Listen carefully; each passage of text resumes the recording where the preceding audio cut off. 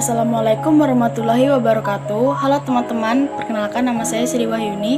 Saya berasal dari Prodi Ahli Gizi. Di sini saya akan memenuhi tugas kuliah saya, yaitu adalah biologi molekuler.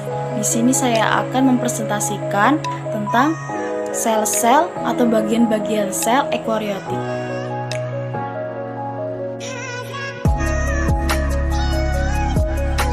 Baik, yang saya pegang ini adalah struktur dari sel eukariotik.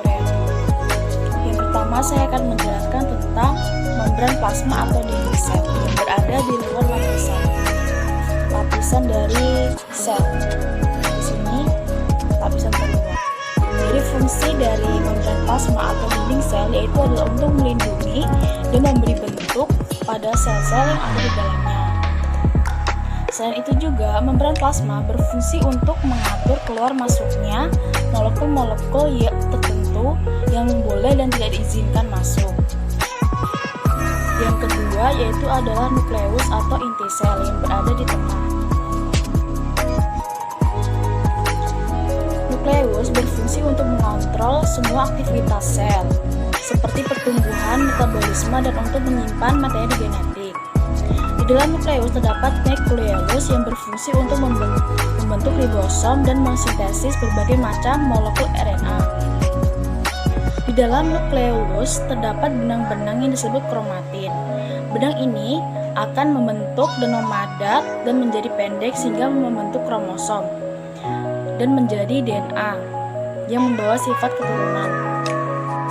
Yang ketiga yaitulah ribosom. Ribosom di sini ada di beberapa titik. Yang bulat-bulat ini adalah ribosom.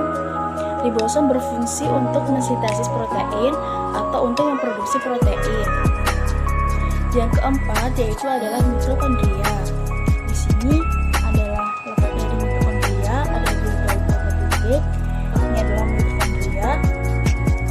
Mitokondria berfungsi sebagai tempat respirasi seluler, di mana terjadi proses glikolisis yang berfungsi untuk menghasilkan energi ATP.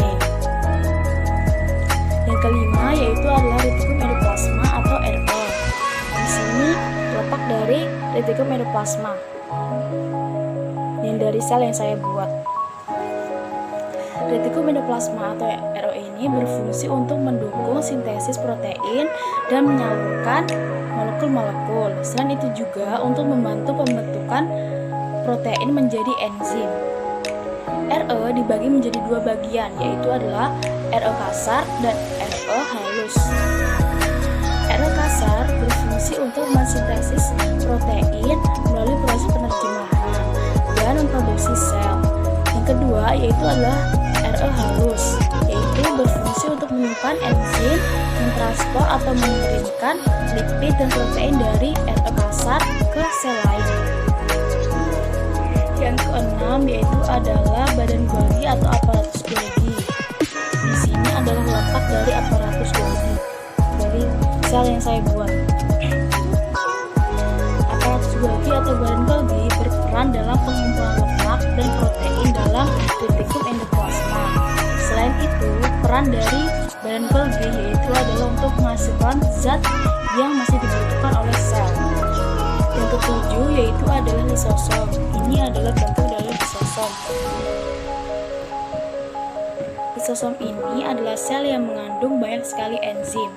Enzim ini adalah enzim hidrolitik yang bermanfaat untuk mengontrol pencernaan dan berperan dalam pemecahan senyawa-senyawa makanan. Kedelapan yaitu adalah vakuola. Ini adalah vakuola. Ini ada di beberapa titik vakuola. Vakuola ini berfungsi untuk mengatur osmotik sel atau sistem ekskresi dan untuk mencerna makanan dan mengedarkan hasil makanan ke seluruh sel-sel lain. Yang terakhir yaitu adalah sitoplasma. Sitoplasma adalah cairan yang ada di dalam sel. Jadi dalam sel ini terdapat cairan. Nah, cairan itu disebut sebagai sitoplasma.